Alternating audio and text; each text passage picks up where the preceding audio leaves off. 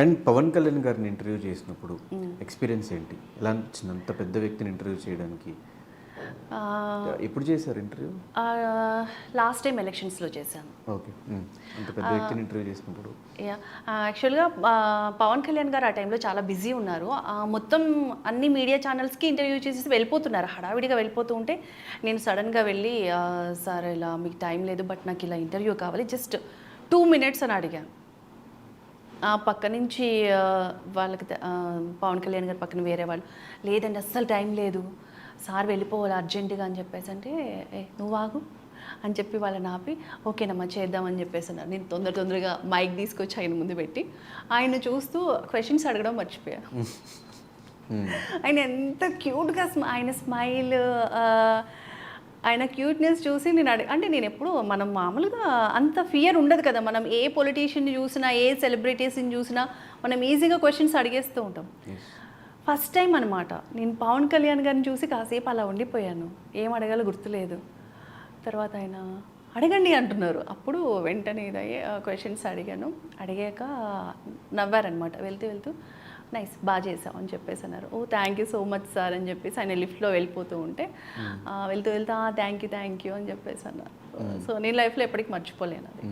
And చేసిన చాలా ఇంటర్వ్యూస్లో మొదలు ట్రోల్స్ అవుతూ ఉంటాయి, అట్లా రోజా గారిది ఒక ట్రోల్ అవుతూ ఉండింది. అవును, రోజా గారి కార్ విషయం, ఆ ఇంటర్వ్యూ కూడా మీరే చేశారు. ఏమనిపించిన తర్వాత? ఏమైనా వాళ్ళ దగ్గర నుంచి కాల్స్ ఏమైనా వచ్చినాయా? రోజా గారు మెసేజ్ చేశారు.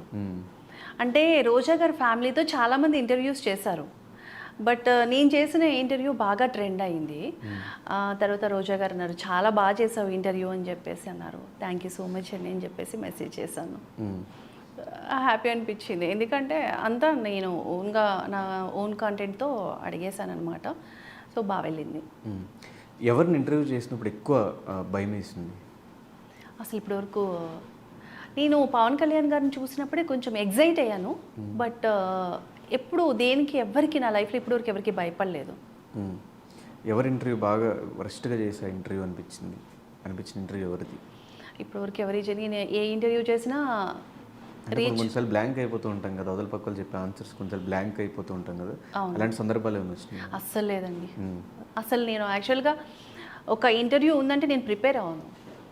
సో ఆ పర్సన్ ఏంటి అనేది తెలుసుకుంటూ వస్తా, కూర్చుంటా, అడిగేస్తాను, చేసేస్తాను, అంతే, ఏదైనా అంతే. సో అంత ఎవరు లేరు.